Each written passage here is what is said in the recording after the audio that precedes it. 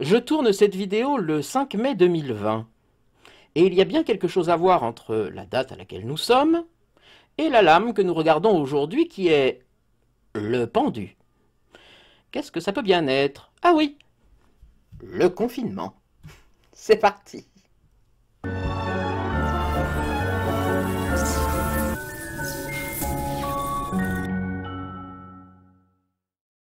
Bonjour à toutes, bonjour à tous, bienvenue sur la chaîne Alain Telly, le mat au soleil.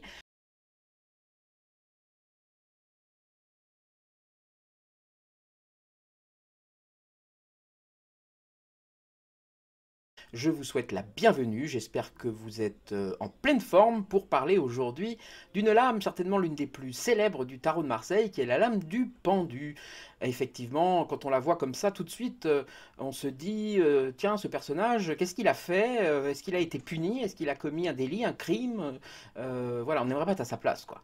Et voilà, a-t-il les mains attachées dans le dos? S'est-il pendu lui-même? Que fait-il? Voilà, tout simplement, pendu sur ce gibet suspendu sur ce gibet. Alors il n'est pas pendu par le cou, il est pendu par les pieds, c'est quand même moins macabre, mais quand même il y a quelque chose qui interpelle. Et ce qui interpelle, c'est son chiffre 12, parce que le chiffre 12, c'est voilà, c'est un chiffre qui en numérologie passe souvent pour un peu dur, dans le sens de fragilité, qui doit être un peu consolidé. Si vous regardez bien, on peut penser au chiffre 12, aux 12 apôtres, on peut penser aux 12 signes du zodiaque, on peut penser aux 12 heures, vous voyez, de midi, minuit, midi. On peut penser aux 12 mois de l'année, tout simplement. Mais ce qui parle le plus, ce qui est le plus parlant dans cette lame, c'est peut-être les 12 travaux d'Hercule. Parce que effectivement, c'est une lame qui va parler, c'est un chiffre qui parle des épreuves.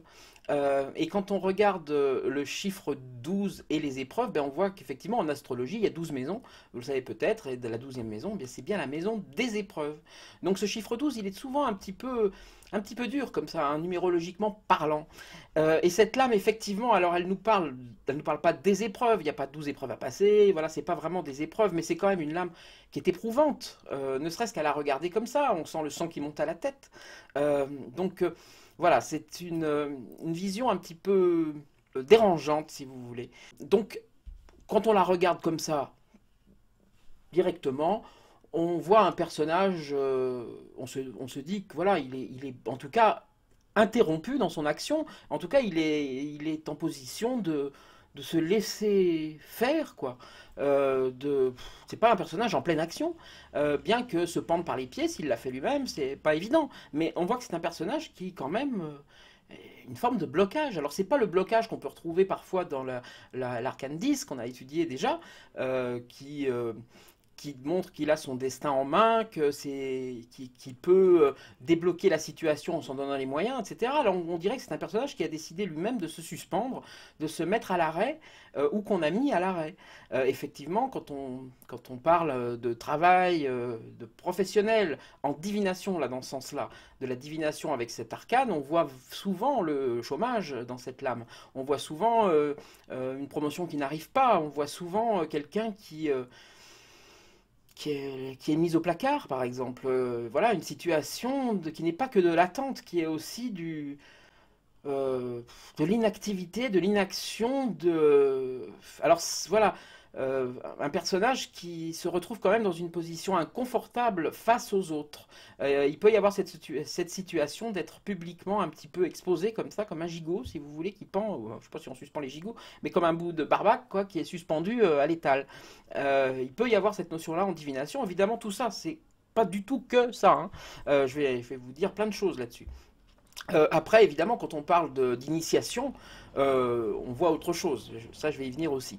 Quand on regarde un autre aspect de cette lame, on peut se dire, mais voilà, ce personnage, et là, on rentre beaucoup plus dans le parti initiatique, on se dit, ce personnage, il a la tête en bas, donc quelque part, il doit voir le monde à l'envers. Et effectivement, qu'est-ce que c'est le monde à l'envers? Bien, si vous regardez le chiffre 12 et vous l'inversez, vous avez le chiffre 21, le nombre 21. Et 21, c'est bien l'arcane du monde. Donc effectivement, ce personnage, il regarde le monde à l'envers. Et si vous, ce personnage-là du pendu, vous le mettez à l'endroit, et vous le comparez à la lame du monde, eh bien vous avez bien, comme vous voyez, ce personnage qui se ressemblent, quoi, complètement, mais en miroir. Vous voyez qu'ils sont inversés au niveau des jambes, mais leur attitude est quasiment la même. Il y a vraiment deux points qui vont diverger fondamentalement entre ces deux lames. C'est que le pendu est habillé, de plein de couleurs en plus. Donc ça veut dire qu'il a encore ses préjugés, il a encore besoin de son mental, il a encore besoin d'être conseillé, il a encore voilà, toutes ses peaux, si vous voulez, qui sont représentées par ses couleurs, ses artifices, ses poches. Peut-être que le tarot que vous avez, vous, qui n'est pas le cas sur le mien, il a des petites, comme des petites pièces, comme des petits deniers qui tombent de ses poches. Vous avez quand même ce premier aspect qui est quand même très différent de l'un à l'autre, c'est que l'arcane du monde est nue, elle est dépouillée, elle, ce personnage-là, il est dépouillé, il n'a plus besoin de rien, en fait. Hein. Alors en initiation, évidemment que cet arcane du monde, c'est la lumière au bout du tunnel. Et on voit que ce pendu-là, il n'est pas encore dans le tunnel, mais il s'en approche, hein, puisqu'on va avoir à sa suite l'arcane 13, qui va être juste après lui, qui va être, voilà, c'est-à-dire avec cette faucheuse, qui va vraiment marquer une fin de quelque chose. Donc le tunnel, il va vraiment commencer après avec Tempérance. Ce passage, on le voit son tunnel d'ailleurs, Tempérance, hein, qui passe vraiment d'une cruche à l'autre, comme ça, on voit déjà comme une carte qui va nous expliquer le tunnel qui va suivre dans tout le septénaire du haut, du diable jusqu'à la sortie du tunnel au jugement, pour arriver à la lumière du monde. Donc voilà, on voit ce personnage qui a des vraies différences. La deuxième différence, la première c'était qu'il était habillé, la deuxième différence, ce sont ses bras. Évidemment, on voit que le monde est libre de ses bras. Il vous présente ici sur l'arcane que j'ai moi son bâton et certainement un élixir de vie dans l'autre main, hein, une petite fiole d'élixir de vie. L'élixir de vie, je vous rappelle que c'est ce qu'on obtient en plongeant la pierre philosophale obtenue dans un liquide et puis que l'on ingurgite pour obtenir la vie éternelle. Donc on comprend le message du monde dans ce sens-là et pourquoi elle a ça à la main, mais elle est en action de ses bras, elle retrouve son bâton dans la main comme le battleur l'avait. Donc on voit vraiment la similitude entre ces deux-là, c'est-à-dire le battleur, l'arcane 1 et l'arcane 21. Alors, il a les mains dans le dos, donc il n'est pas encore libre de ses mouvements, il n'est pas encore libre d'agir. Voilà, il est bloqué dans son action. Il est non seulement bloqué par cette corde qui l'attache et qui peut rappeler aussi le corde qu'avait la justice autour du cou, vous voyez, hein, cette corde qui peut nous parler du karma. La justice nous montre notre karma.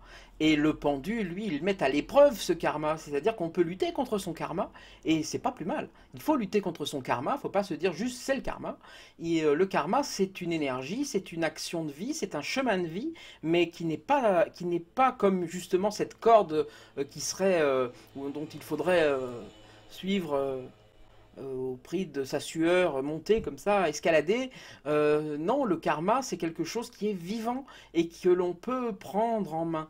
Et ce pendu, quelque part, il utilise son karma, il lutte contre son karma. Alors ça peut être pris négativement ou ça peut être pris positivement. Est-ce qu'il se laisse faire? On voit que c'est un personnage réceptif, le chiffre 12, c'est un nombre pair. On voit qu'il est lié à la papesse, je vais y revenir, parce que le 2 est relié au 12, et la papesse c'est le 2. Donc on voit que c'est voilà, où c'est de la réceptivité, c'est-à-dire j'essaie de comprendre ma vie, j'essaie de comprendre les choses, donc je me mets un peu la tête à l'envers, je me suspends comme Odin, le dieu nordique le faisait. Je vous rappelle qu'Odin est un dieu qui se suspend à un arbre pendant 9 jours, je crois, pour les yeux, il se crève les yeux d'ailleurs, pour pouvoir atteindre voilà, l'illumination, un petit peu comme Bouddha, vous voyez.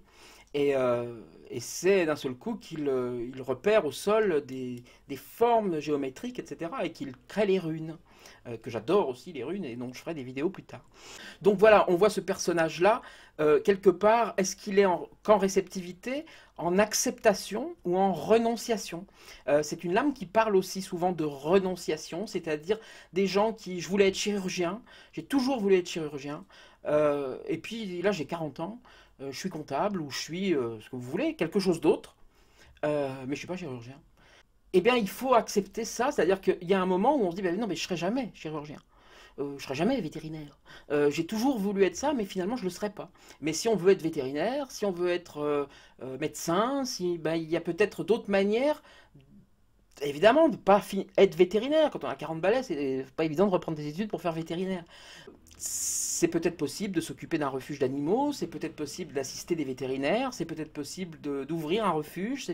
Voilà, en tant que chirurgien, c'est un peu plus compliqué, mais on peut peut-être devenir boucher.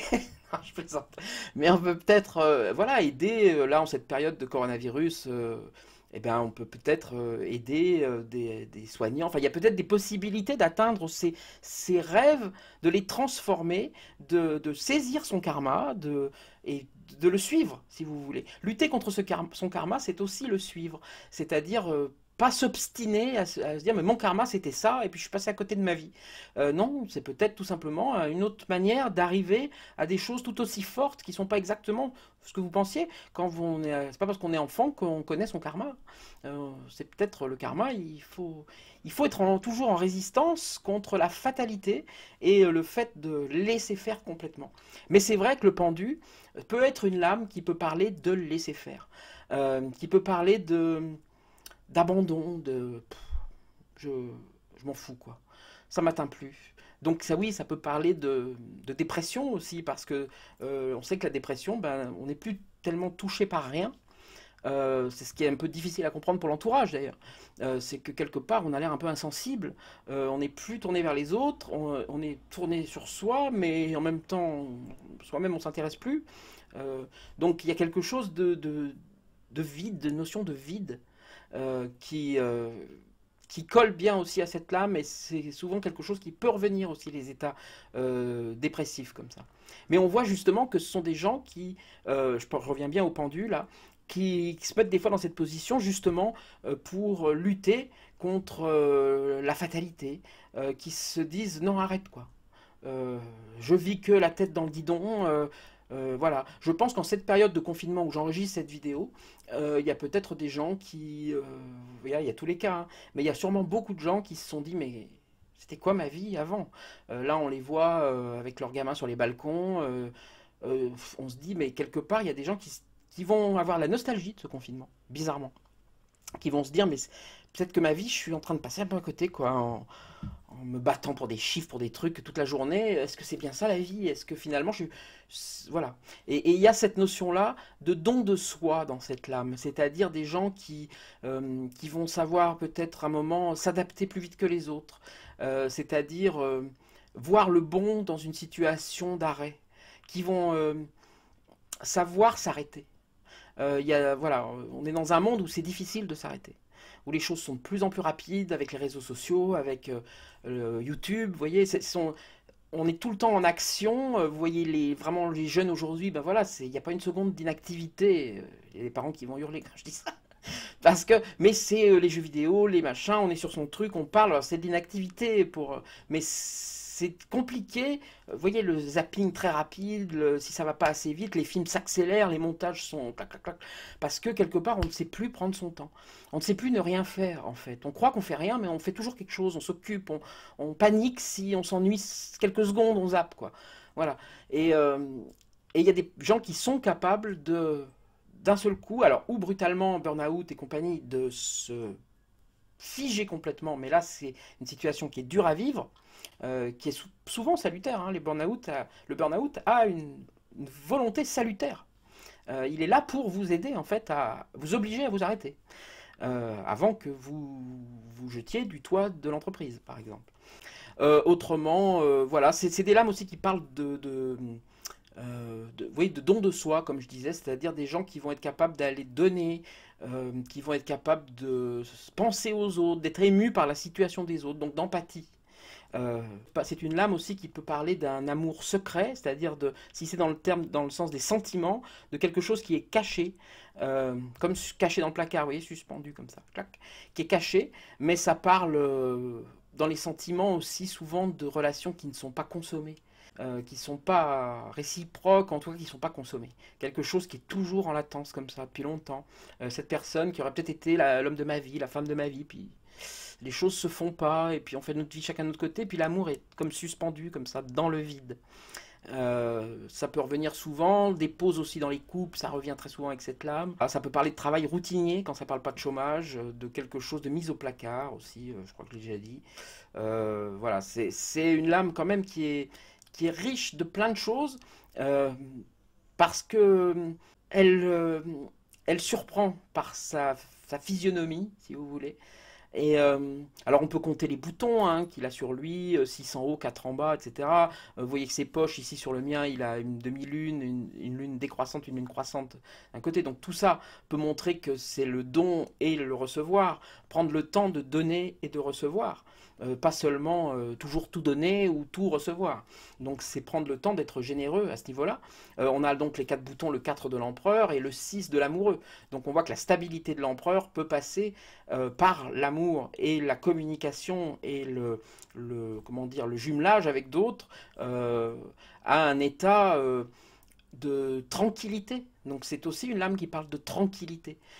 C'est pas seulement la stabilité, c'est pas être tranquille dans le sens, il y a des gens, leur entreprise, elle fonctionne super bien, ils sont à la tête de l'entreprise, ils ont les employés, tout se passe bien, le chiffre est super bon, ils font 20% de plus que l'année dernière, tout ça, mais ils sont hyper speed, hyper stressés et ils font une attaque à 40 ans. Ça montre, c'est pas forcément de la tranquillité, la stabilité.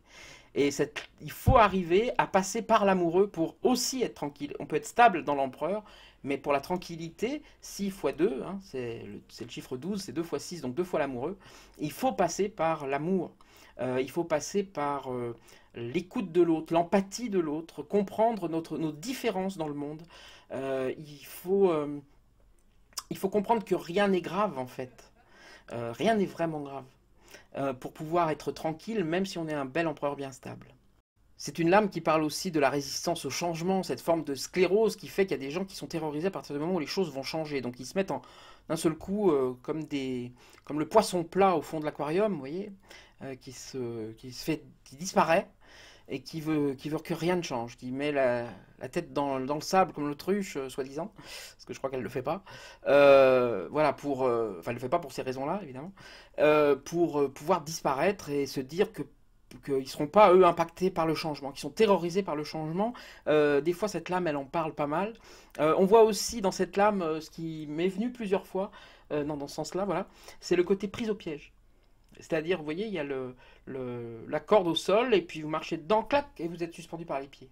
Comme dans les films, dans la jungle. Comme dans Tarzan, oui. Et il y a ce côté prise au piège. On tombe dans un piège, donc ça veut dire quelque chose qui a été intelligemment fait à escient contre nous. Et ça peut sortir, hein, c'est vraiment une fois par-ci par-là, c'est pas du tout général tout ce que je vous dis. Que vous dire d'autre? Dans beaucoup de tarots, justement, ça j'ai oublié de vous le dire tout à l'heure, dans pas mal de tarots, le 12, ici on voit alors là c'est montré parce qu'il est décalé si vous voulez. Par rapport aux autres lames, si je prends l'arcane du monde ici, vous avez bien au milieu le 21. Il est centré. Sur le 12 ici, il est un petit peu décalé, vous voyez, qui part un petit peu d'un côté. En fait, ça a été repris là-dedans, mais pas comme il faut. C'est qu'en fait, à mon sens, dans le Jodorowsky, je dis toujours Jorodowski, et merci Sophie, qui m'a fait remarquer que je disais Jorodowski. Alors je dis bien le tarot Jodo, j'utilise le Jodo, mais je dis le Jorodowski, j'arrive pas à le mettre dans le bon sens. Jodorowsky, merci encore pour cette remarque utile, parce que je l'aurais dit pendant 120 vidéos. Vous avez ici En fait, c'est que dans des vieux tarots, les deux qui sont ici sont de l'autre côté, mais c'est marqué 1, 1, 10. Donc ça fait pas 12. En fait, c'est comme si c'était une erreur. En fait, c'est pas une erreur, à mon sens. C'est pour vous montrer que cette lame, elle se retourne. Qu'elle peut être regardée comme ça, cette lame, dans certains cas. Et vous avez ici la corde qui se transforme en une sorte de racine. Vous voyez, qui montre que ce personnage c'est comme une racine, en fait. Et ce personnage-là, il veut dire tout d'un coup autre chose quand on le regarde comme ça. D'un seul coup, il est en lévitation. Et il n'est plus en suspension. Donc il y a de la magie là-dedans. Il y avait une phrase qui me plaisait bien, c'était de dire que le pendu est un acrobate qui prend conscience de ses singeries. Et je trouve ça juste. La lame 10, on voyait ce petit singe là sur le côté, cette forme de singe, ces animaux en tout cas qui sont sur cette roue. Et lui, il en prend conscience. Il prend conscience des fois qu'il monte, qu'il descend, qu'il est dans cette énergie des fois un peu bête, quoi. Autrement, on voit que cette corde peut aussi parler de difficulté à couper le cordon. alors que ce soit le cordon avec sa maman, avec son papa, avec ses frères et sœurs, avec quelqu'un qui a été un maître, avec quelqu'un qui a été un peu un Pygmalion aussi. Il y a ce côté-là où on a besoin de se sentir attaché, même au prix d'immobilisme, au prix de se retrouver immobilisé, encagé un peu, hein, comme ici, parce que quelque part c'est un petit peu aussi une cage. On voit que ces deux arbres qui lui servent pour poser cette espèce de gibet peuvent tout à fait également rappeler le chiffre 2 de la papesse, parce que la papesse, derrière son voile d'Isis que vous voyez derrière son fauteuil, il y a bien les deux colonnes du temple en fait. Alors Yakin et Boaz, les colonnes du temple, c'est un détail, mais qui ont été, c'est dans la Bible, c'est dans la Kabbale, etc. Et on le retrouve ici euh, d'une manière franche. Ça revient beaucoup dans les tarots de Marseille, cette idée des deux colonnes du temple derrière. Et puis si vous faites Yakin, si vous l'écrivez J-A-K-I-N, hein, c'est-à-dire Jakin et Boaz, parce que c'est plutôt Yakin, mais on peut l'écrire Jakin, ça fait J et B. Donc ça fait JB. Et le JB, vous l'avez là, le JB de potence. Vous voyez. Voilà, c'est un petit truc rigolo, une petite truc comme ça. On voit qu'il y a 6 bourgeons sur chaque arbre ici, hein. 1, 2, 3, 4, 5, 6, 1, 2, 3, 4, 5, 6. On est bien au chiffre 12. Il y en a 6 d'un côté, 6 de l'autre, 6 en réceptivité, 6 en côté actif de la lame. Voilà, on peut se demander de qui, par rapport aux 6 de l'amoureux, je vous disais tout à l'heure, 2 fois 6. Eh bien, on les voit, les 2 fois 6 ici. Hein. Donc il faut passer par la lame de l'amoureux pour que l'empereur se développe en société, comprenne que les autres existent vraiment, mais le comprendre vraiment, ça veut dire l'empathie. Il faut de l'empathie pour pouvoir être stabilisé, pouvoir être capable d'être tranquille, même dans la stabilité.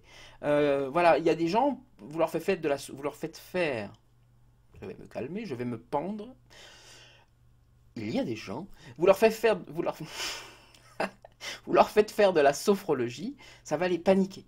Ils vont se lever au bout de 10 minutes ou même pas et ils vont dire non mais j'arrive pas, pour moi ne rester comme ça, rien faire écouter ma respiration, mon cœur, mes trucs, je peux pas le faire ça. Il y a cette peur là, donc il y a de la peur qui peut se déclencher et ça se retrouve dans cette énergie là du pendu aussi.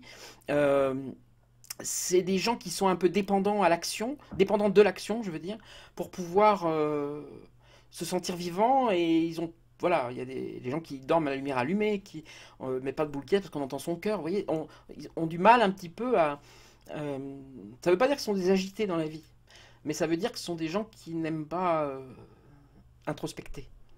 Ils n'aiment pas les émotions en fait. Ils aiment pas.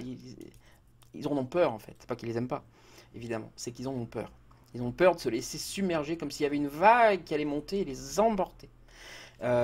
Donc on reste dans cette pose, voilà, visible, de celui qui est posé, stable, comme l'empereur, mais c'est pas un empereur parce que lui il est pas tranquille. Et quelque part ils savent que ça peut craquer et partir en larmes, vous voyez. C'est des gens qui sont dans le contrôle et ce contrôle là il peut être vu dans cette lame, mais c'est un contrôle qui n'est pas le bon. Puisqu'il faudrait, au contraire, autant le 10, lui, il parlait c'était pas laisser faire les choses, c'était vivre maintenant ce qu'il faut vivre. C'était la providence te montre la porte, prends-la. Tu vois. Là, dans le pendu, c'est au contraire, parfois, laisse faire. Là, il faut vraiment dormir, quoi. Maison de repos, prendre des vacances, il faut dormir, il faut oublier les sujets de problèmes, et c'est pas pour ça qu'ils vont forcément plus passer, mais c'est indispensable. Autrement, ça va craquer vraiment, ça va être quelque chose de très dangereux. Donc il y a un moment où il faut laisser faire complètement la vie. D'un seul coup, se laisser porter par le courant. Oh, je le fais bien. Voilà.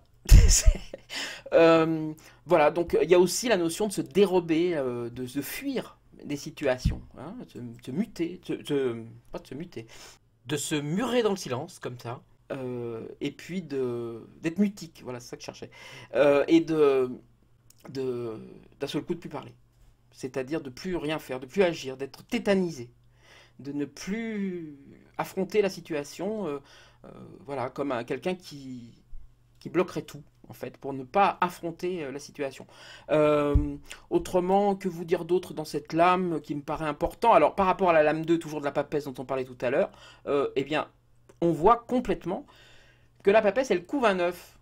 Dans le tarot que j'ai moi, on le voit l'œuf. Dans certains tarots, on ne le voit pas. Mais on dit toujours que la papesse, c'est celle qui couve l'œuf. Eh bien, l'œuf, il est là. La papesse couve l'œuf, le pendu, il est couvé. C'est pour ça que vous avez la 2 qui est en rapport avec la 12. Lui, il est couvé. C'est-à-dire que la papesse, elle couve ses connaissances, et ses connaissances, elles sont là. C'est-à-dire que ce pendu, il est mûr, si vous voulez. Il est déjà passé par l'herbite, il est déjà passé par la force. Donc il a la force, lui, maintenant, de pouvoir agir. Et ça fait peur d'agir, ça demande de reculer pour mieux sauter, ça demande des fois d'être bien sûr de son coup, d'avoir bien pris la mesure du saut à franchir qui va arriver en arcane 13. Donc il y a toujours quelque chose qui fait peur à la veille de cette mort virtuelle ou réelle dont peut nous parler, que peut annoncer ce pendu. Si vous voulez, moi j'aime bien aussi voir cette lame comme la paix intérieure ou la tranquillité, l'immense paix en fait, oui, intérieure qu'il y a chez certains mourants juste avant la mort. Et cette lame est juste avant l'arcane sans nom, qui parfois est appelée la mort. Et c'est un peu cette paix intérieure que certains arrivent à ressentir dans ces moments-là. Vous l'avez peut-être connu dans vos familles, où après la douleur, après l'angoisse, etc., d'un seul coup, clac, vient cette paix, avant la mort. Autrement, des détails que je peux vous dire, des béquilles, hein. Ça m'a aussi fait penser parfois à des béquilles, au sens propre et au sens figuré, évidemment. Euh, voilà, c'est quelqu'un qui a besoin d'être recadré, qui a besoin d'être aidé. C'est quelqu'un qui peut refuser de se mettre en question. C'est que ça peut parler de dépendance aussi. En fait, pas de dépendance vraiment. Ça parle de prendre conscience de sa dépendance. Conscientiser le fait qu'on est dépendant. Euh, un alcoolique, il va passer des années à dire que mais il n'est pas alcoolique. C'est pas alcoolique, ça. Alcoolique pour lui, c'est je me lève le matin, je bois tout de suite, je tremble, je parle. Oh. Non, non, voilà. Et puis finalement, il va se rendre compte qu'il est alcoolique. Mais il faudra du temps pour qu'il l'accepte, qu'il en ait conscience en fait. Tant qu'on n'a pas conscience qu'on est dépendant, alors évidemment là je parle d'alcoolisme, mais ça peut être alcoolique de quelqu'un, j'allais dire. C'est joli. Qu'on peut être dépendant de quelqu'un, on peut être dépendant d'une situation, de son travail, on peut être dépendant de plein de choses en fait, de l'argent. On peut être, voilà, du moment qu'on a des dépendances comme ça, des drogues, on n'en a pas forcément conscience, on n'a jamais conscience tout de suite. On se dit toujours qu'on arrête quand on veut. Ça peut être aussi un test de confiance, oui, c'est vrai. C'est-à-dire, vous savez, ce test où on monte sur une table et on se laisse tomber comme ça dans les bras des gens derrière pour essayer d'avoir confiance, ben ça peut inciter à vous dire fais confiance. Fais confiance. Suspends-toi la tête dans le vide, tu vas voir, tu vas tenir. Donc c'est aussi quelque chose qui vous invite parfois dans certains tirages, avec les lames autour évidemment, hein. Comme toujours, ce sont les lames autour qui disent dans un tirage, là je parle de divination, c'est dans les lames autour qu'on voit ce que veut dire la lame, hein, évidemment, et puis avec son intuition, sa médiumnité, si elle est suffisamment développée, enfin voilà, c'est avec l'habitude aussi qu'on voit ça. Et il y a ce côté-là, fais confiance, vas-y lâche, tu vas voir, ça va tenir. Voilà. C'est ça. Donc voilà, moment de sérénité aussi bien sûr. Je crois que j'ai à peu près fait le tour de cette lame qui paraît très simple et qui est un peu complexe quand même. Parce que on peut se dire, vous voyez là au fin de cette vidéo, bah alors finalement elle veut dire quoi? Eh bien elle veut souvent dire en gros euh, un retrait qui dure. Et puis dans son deuxième sens, le plus courant, voir les choses différemment, regarde les choses autrement. Mais sans oublier qu'en divination, justement, c'est des détails qui vont vous dire ce que vous y voyez, cette corde, ces cheveux, ce gouffre qu'il y a au-dessous de lui, hein. On ne sait pas ce qu'il y a dans ce gouffre. Il n'a pas l'air très inquiet quand on le regarde ce pendu, mais qu'est-ce qu'il y a? Pourquoi il se met au-dessus d'un gouffre, hein? Il n'est pas au-dessus de la terre, hein. On sent que s'il tombe là, ça montre bien qu'il y a du vide au-dessous. Il faut quelque part faire confiance que ce vide, bien évidemment, il y a l'arcane son nom qui va suivre, hein. Donc, Voilà, c'est une préparation à l'arcane sans nom, à ce grand balayage, à cette grande fauchée, comme ça. Voilà, qui n'est pas forcément du tout que la grande faucheuse. Voilà pour cette 12e lame du tarot de Marseille, bien jolie lame. Je vous souhaite le meilleur. N'hésitez pas surtout à me mettre des commentaires, à me dire si vous aimez, si vous aimez pas, si vous avez des avis, d'idées à me donner, si voilà, ce que vous voulez, je vous répondrai. N'hésitez pas à mettre des pouces bleus parce que ça m'encourage bien à continuer. À vous abonner, à partager sur les réseaux sociaux si vous aimez mes vidéos, voilà, pour me faire un peu monter ce chiffre d'abonnement, et puis ça me fera plaisir. Je vous souhaite le meilleur, et je vous dis à bientôt. Salut, salut.